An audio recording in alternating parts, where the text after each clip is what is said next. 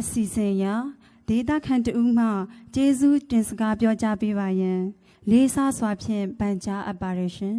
อาจารย์หนึ่งบรรทุกอินความมีไอโออินลุงลบนักบัดชิมนักจานอสิไล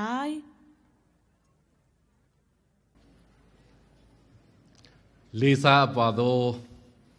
တဘာပတိကြီးများနဲ့တကွဒီနေ့ချင်းမျိုးသားနေ့ကိုတရုတ်အားပေးတဲ့အပရိသတ်ပေါင်းတို့ကိုကျွန်တော်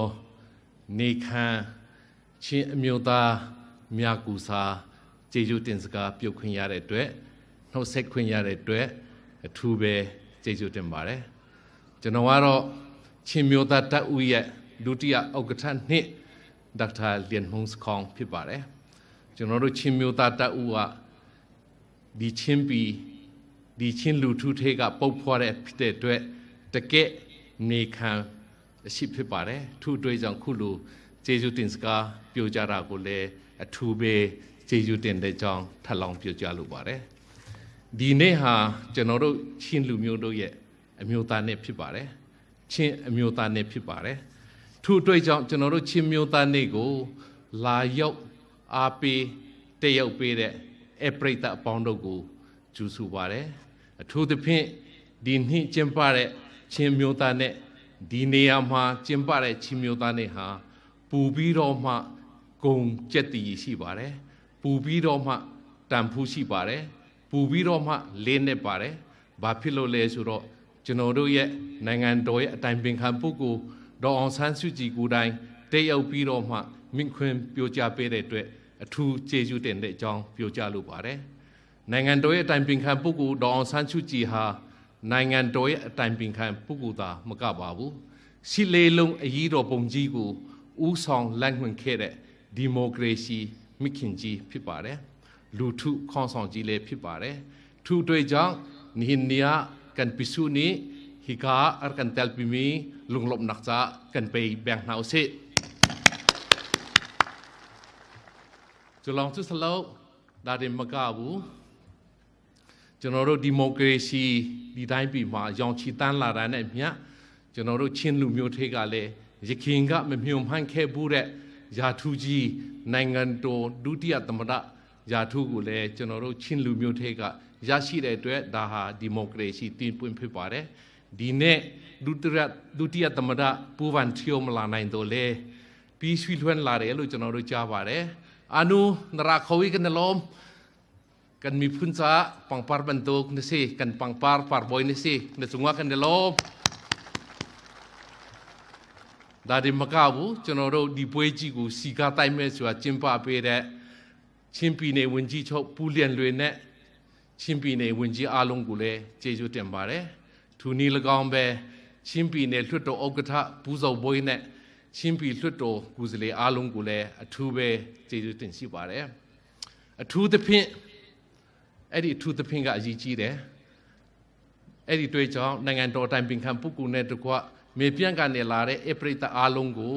ကျွန်တော်ချင်းစကားနဲ့မြို့ဖတွေကိုအနည်းငယ်ကျေးဇူးတင်စကားပြုတ်ခွင့်ပေးဖို့မေတ္တာရပ်ခံလိုပါတယ်။ဘာဖြစ်လို့လဲဆိုတော့ဒီမြို့ဟာလတ်လွေရဲ့မြို့ဖြစ်ပါတယ်။လတ်လွေဆိုတာကျွန်တော်တို့ချင်းသမိုင်းမှာဘူမင်းရောင်ကဲတော့နေချက်ဆန့်ကျင်ရေးအတွက်ဟိုးချောင်းနာလေးမှာဘီတရှက်တွေကကျူပေးပြီးတော့အသက်ခံရတဲ့အသေးခံရတဲ့အာဇာနည်တရေကောင်းရဲ့မျိုးဖြစ်ပါတယ်ဆိုတော့အမှန်စင်စစ်သူကပူလတ်လွေကနေချက်ကိုတိုက်တယ်နေချက်တွေကနိုင်လဲမနိုင်ဘူးဖမ်းလဲမဖမ်းနိုင်ဘူးဒါပေမဲ့နေချက်ဘီတရှက်တွေကအမျိုးသမီးတွေကိုဖမ်းပြီးတော့မှအဲ့ဒီအမျိုးသမီးကိုကူလီထမ်းခိုင်းတဲ့ဟာကိုသူမကြည့်ရလို့မင်းတို့ဘီတရှက်တွေယဉ်ကျေးမှုမရှိဘူးလားယဉ်ကျေးတဲ့လူမျိုးကအမျိုးသမီးကိုအဲ့လိုမနှိပ်ဆက်ရဘူးမင်းတို့အမျိုးသမီးကိုလွှတ်ပါငါပြန်လာမယ်ငါဖမ်းခံမယ်ဆိုပြီးတော့အခုခေတ်စကားနဲ့ပြောရရင်တော့ဂျာမတန်တူကြီးအတွက်အမျိုးသမီးတန်တူကြီးအတွက်တိုက်ပွဲဝင်ခဲ့တဲ့တရေကောင်းကြီးဖြစ်ပါတယ်ကျွန်တော်တို့အမျိုးသားကြီးအတွက်ဒါမကကျွန်တော်တို့အမျိုးသမီးတွေပါတိုက်ပွဲဝင်ခဲ့တဲ့တရေကောင်းကြီးဖြစ်ပါတယ်အဲ့ဒီအတွက်ကြောင့်ကျွန်တော်ကောင်းကင်ကြီးကိုမော်ကြည့်လိုက်တော့ဒီချိန်မှာပူလတ်လွေကျွန်တော်အဖိုးရဲ့အဖိုးကမင်းဘာစကားပြောတယ်လေလို့မေးလိုက်လို့ရှိရင်ကျွန်တော်မဖြစ်တတ်မှဆိုလို့ မြို့မိမြို့ဖတွေကိုချင်းစကားလေးနဲ့ကျေးဇူးတင်ခွင့်ပေးပါအထူးသဖြင့်မီဇိုရမ်မှာလာတဲ့ကျွန်တော်တို့မိတ်ဆွေတွေကိုလည်းချင်းစကားနဲ့ကျေးဇူးတင်ခွင့်ပေးပါလို့นี่ฮิกากันตัวมีกันชินมีพุ่นเนียอตุบันตุกินนันกันสอมเวเกยมาซองฮีแทงจงอินฮีทิ้งทางจงอิน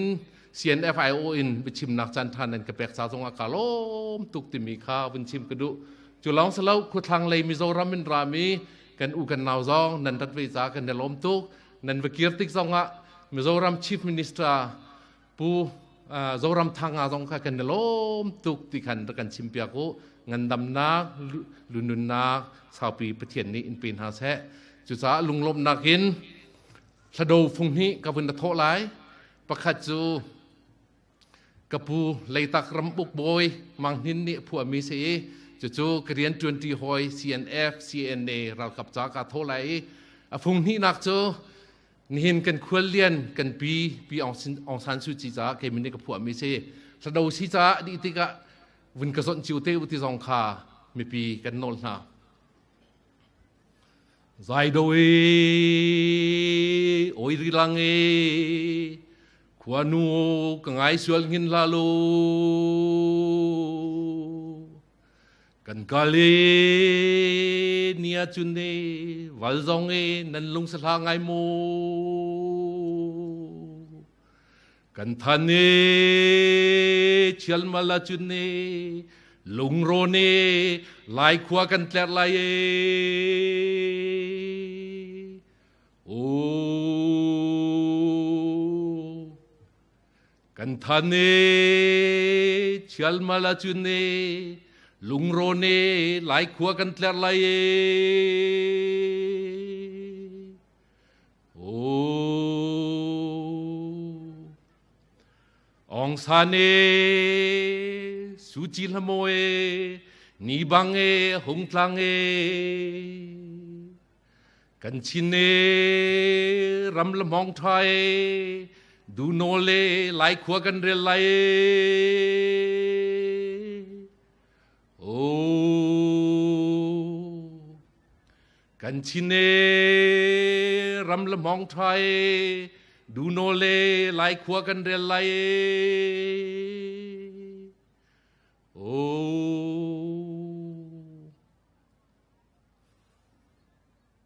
ดองซันซูจีฮาดิโมคราซียีโรปงจีกูอุซองแค่เดดิโมคราซีไม่คินจีพิบาร์ดีเนดีเนียมาเยาลาดากูกะเนมินจีตปาช่วยโปรตลูดิโมคราซีจองชีตันลาดมาพิบาร์ทุกด้วยจังจะนรุชินลูมิโออาลงกะดิโมคราซีอติปุ่นพิเดลุลลำหูเนี่ยเตรียมเมียตามูกูไปเปียทางขึ้นด้วยกูขันซาในโรมาพิเดสุดเดตชิมพิบาร์ชิมมิวตาเนสุราจะนรุชินลูมิโอเมียกะดิโมคราซีสนิกูจะนรุยอมิวตาในงานจีสนิพินเนี่ยยุยเชเคเดเนพิบาร์ทุกด้วยจังชิมมิวตาเนสุราอมิวตากงเตคาเลชีเดในงานจียานิตาราชีเดดิโมคราซีสนิกูเลพอสองบาร์ดาจังชิมมิวตาเนหาอมิวตาเนี่ยจะนรุยอมิวตายีเนี่ยดิโมคราซีสนิกูคุยชามายาองเซซับเปเดเนตเนพิบาร์มันสินสิกาจะนรุชินลูมิวด้วยกาดิโมคราซีสนิกูจะนรุยอมิวตาในงานจีสนิพิยุยเชนันเคราค่ะจะนรุเป็นลงซาเช่าจังไม่พิบาร์จะนรุปีทองสุจีกูมวยพัวเปไลเดเป็นลงซาเช่าอไปคนที่มาบลูโพพิอาธาตะเลสุโรตอนด้านเดต้าใหญ่ปีดูเมียหาเดดิโมคราซีตั้งปีเมียด้วยอควินยีเมียขันซาเลชีเดอควินยีเมียไหนยับไปควินหูตั้มมัดท่าดิอควินยีเมียไหนยับไปควินกูขันซาควินซิซิยาเมสุบิโรปาบาเลยดาจ้องปีนลงซาเช่ากูกองเทโพได้อันนี้เนี่ยจนเราชิมปีดูด้วยฮะแต่ท้องกูอยากเลเซซิเฟบรุอารีละเซคนนี้เนี่ยมาสัตตินจิมปาเลยฟลามีลาขันจีมาดีเกซ่ากูช่วยในจ้าบาเลยในเซเยนเนี่ยมาจนเราดิโมคราซีสนิกูจนเราอมิวตาด้วยจินตรงยาเมอมิวตาในงานยิสนิพินเนี่ยยุยเชนันเคราพิบาร์ทุกด้วยจังจนเรานี่เนี่ยฟลามีลาคันจีอาในบิโรดิโมคราซีสนิกูจนเรายุยเชนันเคเดสูราเป็นลงซาเช่ากู အကောင်အထေဖော်ဖို့ပဲဖြစ်ပါတယ်ကျွန်တော်တို့ချင်းလူမျိုးတွေကပင်လုံစာချုပ်အပိုက်ခွနစ်ကိုအကောင်ထေဖော်ပြီးတော့ဒီမိုကရေစီစနစ်ကိုရွေးချယ်တယ်လို့ပင်လုံစာချုပ်ကိုလက်မှတ်ရေးထိုးထားတဲ့ကချင်လူမျိုးတွေကလည်းဒူဝါစနစ်ကိုဖျက်သိမ်းပြီးတော့ဒီမိုကရေစီစနစ်ကိုရွေးချယ်နိုင်ခဲ့ပါတယ်။ထိုနည်း၎င်းပဲပင်လုံစာချုပ်ကိုလက်မှတ်ရေးထိုးထားတဲ့ရှမ်းလူမျိုးတွေကလည်းစော်ဘွားစနစ်ကိုဖျက်သိမ်းပြီးတော့ဒီမိုကရေစီစနစ်ကိုရွေးချယ်နိုင်ခဲ့ပါတယ်။ဒါပေမဲ့ကျွန်တော်တို့ဒီတိုင်းပြည်မှာပင်လုံစာချုပ်ကိုယနေ့အထိအကောင်အထည်မဖော်နိုင်သေးပါဘူး။ပင်လုံစာချုပ်ကိုယနေ့အထိအကောင်အထည်မဖော်နိုင်တဲ့အတွက်အနှစ်90ကျော်ပြီဖြစ်တဲ့ပြည်တွင်းစစ်နဲ့ကျွန်တော်တို့ရင်ဆိုင်နေရပါတယ်။ပင်လုံစာချုပ်ကိုအပြည့်အဝမကောင်အထည်မဖော်နိုင်တဲ့အတွက်စစ်အာဏာရှင်စနစ်တပါတီအာဏာရှင်စနစ်တွေနဲ့ကျွန်တော်တို့ရင်ဆိုင်ခဲ့ရပါတယ်။ပင်လုံစာချုပ်ကိုအကောင်အထည်မဖော်နိုင်တဲ့အတွက်ဒီမိုကရေစီစနစ်စိတ်သုံးခဲ့ရပါတယ်။ပင်လုံစာချုပ်ကိုအကောင်အထည်မဖော်နိုင်တဲ့အတွက်ချင်းအမျိုးသားနဲ့ကိုလည်းချင်းအမျိုးသားနဲ့ဖြစ်နေမကျင်းပနိုင်ခဲ့ပါဘူး။သို့သောဒီနေ့ဒီချိန်မှာနိုင်ငံတော်တိုင်ပင်ခံပုဂ္ဂိုလ်ဒေါ်အောင်ဆန်းစုကြည်ဦးဆောင်မှုနဲ့တကွကျွန်တော်တို့ပြည်ထောင်စုငင်းချမ်းရေးငေလာခံကိုကျင်းပတဲ့အခါရခိုင်ကပြည်ထောင်စုငင်းချမ်းရေးငေလာခံလှုပ်ခေါ်တဲ့အစားပြည်ထောင်စုငင်းချမ်းရေးငေလာခံ21ရာစုပင်လုံဆိုပြီးတော့ကျွန်တော်တို့ခေါ်ဝေါ်နေပါတယ်တတ်မှတ်နေပါတယ်။ဘာဖြစ်လို့လဲဆိုတော့1940ခုနှစ်ဖေဖော်ဝါရီလ12ရက်နေ့မှာ6ဆိုတဲ့ပင်လုံစာချုပ်ကိုအခုငေလာခံကြီးကနေကျွန်တော်တို့အပိအဝအကောင်ထေဖော်ရမယ်ဆိုတဲ့ရည်ရွယ်ချက်နဲ့ကျွန်တော်တို့ဆောင်ရွက်နေတာဖြစ်ပါတယ်။ထို့အတွက်ကြောင့်အခုကျွန်တော်တို့ဒီငင်းချမ်းရေးဖြစ်စဉ်ကနေပြီးတော့အဓိကကျွန်တော်တို့ဖော်ဆောင်ခြင်းတဲ့အချက်ပင်လုံစာချုပ်ချက်ကတော့အပိုက်9နဲ့အပိုက်9ပဲဖြစ်ပါတယ်။ပင်လုံစာချုပ်အပိုက်9မှာတောင်တန်းဒေသတွေမှာကိုပိုင်ပြဋ္ဌာန်းခွင့်ရှိရမယ်။လက်ရှိခံစားလက်ရှိသောနိုင်ငံရေးစနစ်နိုင်ငံရေးအခွင့်အာဏာတွေကိုဘယ်တော့အခါမှမရုပ်သိမ်းရပါဘူးဆိုပြီးတော့ပါပါတယ်။ဒါကိုဘူချောင်းအောင်ဆန်းရဲ့လမ်းခွင့်မှုခုနှစ်ချက်ထဲမှာလဲစင်းစင်းလင်းလင်းထပ်ပြီးတော့ဖော်ပြတာပြည်ထောင်စုကြီးကိုစစ်မှန်သောဖက်ဒရယ်ပြည်ထောင်စုစနစ်နဲ့ထူထောင်မယ်ဆိုပြီးတော့ဘူချောင်းအောင်ဆန်းကပြောထားခဲ့ပါတယ်။ဒါပင်လုံစာချုပ်အပိုင်9ဖြစ်ပါတယ်။အခုကျွန်တော်တို့ငင်းချမ်းရေးငလာခံကိုဆောင်ရွက်နေတဲ့အခါမှာငင်းချမ်းရေးဆွေးနွေးပွဲတွေကိုဆောင်ရွက်နေတဲ့အခါဒီပင်လုံစာချုပ်အပိုင်9ကိုမကြာခင်မှာကျွန်တော်တို့အကောင်အထည်ဖော်နိုင်တော့မယ်ဆိုတာကျွန်တော်အပြည့်အဝယုံကြည်ပါတယ်။ဘာဖြစ်လို့လဲဆိုတော့လွန်ခဲ့တဲ့နှစ်2019အောက်တိုဘာလ24ရက်နေ့မှာနိုင်ငံတော်အတိုင်ပင်ခံပုဂ္ဂိုလ်ဒေါ်အောင်ဆန်းစုကြည်ကနေပြီးတော့ဖက်ဒရယ်အခြေခံမူ6ရပ်ကိုချက်မှတ်ပေးပါတယ်။ဒေါ်အောင်ဆန်းစုကြည်နိုင်ငံတော်အတိုင်ပင်ခံပုဂ္ဂိုလ်ကြီးချက်မှတ်ပေးလိုက်တဲ့ဖက်ဒရယ်အခြေခံမူ6ရပ်ကိုကျွန်တော်တို့ပြည်ထောင်စုသဘောတူစာချုပ်အဖြစ်နဲ့6စုနိုင်လို့ရှိရင်ပင်လုံစာချုပ်အပိုက်9ကိုအကောင်ထေဖော်ဖို့လုံလောက်သောအခြေခံမူတွေဖြစ်တယ်ဆိုတာကျွန်တော်တင်ပြရှင်းပါတယ်။ဒါဟာဘူချောအောင်ဆန်းရဲ့လမ်းညွှန်မှု9ချက်နဲ့တန်ဖူးချင်းတူတဲ့နိုင်ငံရေးအနှစ်သာရပြည့်ဝတဲ့လမ်းညွှန်ချက်ဖြစ်တယ်ဆိုတာကိုလည်းကျွန်တော်တင်ပြချင်ပါတယ်။ဒါပေမဲ့ကျွန်တော်တို့အနေနဲ့ထပ်ပြီးတော့ဆောင်ရွက်ဖို့လိုတာပင်လုံစာချုပ်အပိုက်9ဖြစ်တဲ့ဒီပြည်ထောင်စုကြီးမှာဒီမိုကရေစီစနစ်ကိုကျွန်တော်တို့ကျင့်သုံးမဲ့နိုင်ငံရေးစနစ်ဖြစ်ကျင့်သုံးရမယ်ဆိုတာယနေ့အထိကောင်ထည်မဖော်နိုင်သေးပါဘူး။ဒါကိုကျွန်တော်တို့ကောင်ထည်ဖော်ဖို့အတွက် NCA စာချုပ်မှာပါတဲ့အတိုင်းဒီပြည်ထောင်စုကြီးကိုဒီမိုကရေစီနဲ့ဖက်ဒရယ်စနစ်ကိုခြေခံပြီးတော့ထူထောင်ရမယ်ဆိုပြီးတော့ကျွန်တော်တို့သဘောတူထားတဲ့အတိုင်းဒီမိုကရေစီအခြေခံမူထဲမှာအရေးအကြီးဆုံးဖြစ်တဲ့လုံခြုံရေးတပ်ဖွဲ့အလုံးဒီအယက်သားအစိုးရလည်းအောက်မှာထားရမယ်ဆိုတဲ့ဒီမိုကရေစီအခြေခံမူကြီးချက်မှတ်နိုင်မယ်ဆိုရင်ကျွန်တော်တို့ငင်းချမ်းရေးဖြစ်စဉ်ကြီးကလည်းအောင်မြင်မှာတေချာတယ်ဆိုတာကျွန်တော်ပြောချင်ပါတယ်။သို့တော်ဒီအခြေခံမူဒီမိုကရေစီအခြေခံမူဖြစ်တဲ့လုံခြုံရေးတပ်ဖွဲ့အလုံးဒီအယက်သားအစိုးရလည်းအောက်မှာထားရမယ်ဆိုတဲ့ဟာကျွန်တော်တို့အကောင်ထေဖော်နိုင်ဖို့နိုင်ငံတော်ရဲ့အတိုင်ပင်ခံပုဂ္ဂိုလ်ကတော့လမ်းခွင့်ချက်အလုံးပေးနေပါပြီ။ထို့အတွက်ကြောင့်တမတော်ကာကွယ်ရေးဦးစီးချုပ်ဘူချုပ်မှုကြီးမင်းအောင်လှိုင်နဲ့တကွတိုင်းရင်းသားလက်နက်ကိုင်အဖွဲ့အစည်းအသီးသီးရဲ့ခေါင်းဆောင်များကအဲ့ဒီလုံခြုံရေးတပ်ဖွဲ့အားလုံးဒီအယက်သားအစိုးရလည်းအောက်မှာထားရမယ်ဆိုတဲ့ဒီမိုကရေစီအခြေခံမူချမှတ်ပေးဖို့ဆောင်ရွက်ပေးကြပါလို့ကျွန်တော်ချင်းအမျိုးသားနဲ့ရှင်မင်းပေါ်ကနေပြီးတော့မေတ္တာရက်ခံလိုပါတယ်။အဲ့ဒီအခြေခံမူသာမရရင်ဒီမိုကရေစီအခြေခံမူသာမရရင်လုံခြုံရေးဆိုင်ရာပြန်လည်ပေါင်းစည်းခြင်းဆိုတဲ့ DDR SSR ကိုကျွန်တော်တို့ဆောင်ရွက်လို့ရမှာမဟုတ်ပါဘူး။ DDR SSR ဆိုတဲ့လုံခြုံရေးဆိုင်ရာပြန်လည်ပေါင်းစည်းခြင်းကိုမဆောင်ရွက်နိုင်ဘူးဆိုရင်ကျွန်တော်တို့ပြည်တွင်းစစ်ကိုချုပ်ငင်းအောင်လုပ်လို့ရမှာမဟုတ်ပါဘူး။ပြည်တွင်းစစ်ကိုချုပ်ငင်းနိုင်ဖို့ ကျွန်တော်တို့ဒီတိုင်းပြည်ကြီးငြိမ်းချမ်းဖို့အတွက်ကျွန်တော်တို့ဒီမိုကရေစီချီခံမှုနဲ့တကွဖက်ဒရယ်ချီခံမှုတွေကိုကျွန်တော်တို့အကောင့်ထဲပေါ်ဖို့လိုပါတယ်အဲ့ဒီမှာ NCA စာချုပ်မှာပါတဲ့အတိုင်းဒီပြည်ထောင်စုကြီးကိုဒီမိုကရေစီရဲ့အမျိုးသားတန်းတူရေးနဲ့ကိုယ်ပိုင်ပြဋ္ဌာန်းခွင့်အခွင့်အရေးများအပြည့်အဝရှိတဲ့ဒီမိုကရေစီနဲ့ဖက်ဒရယ်ပြည်ထောင်စုကိုထူထောင်ရမယ်ဆိုပြီးတော့ကျွန်တော်တို့လက်မှတ်ထူထားပြီးသားရှိပါတယ်ထို့အတွက်ကြောင့်ဒီနေ့ချင်းမျိုးသားနေ့ကနေပြီးတော့ကျွန်တော်မေတ္တာရပ်ခံခြင်းတာကဒူနိုလေ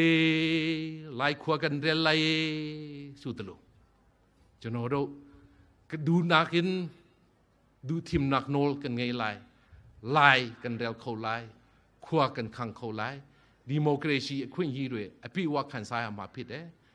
เฟเดอร์ปีทองสุจีจนเราทุทองนายจ้าบาซีลุจนเราได้ตัวเย็นเนี่ยจนเราเจจูตินสกากูดีมาส่งตัดไหลบาร์นิคงโชว์ไหลบาร์อาลงกูเจจูตินบาร์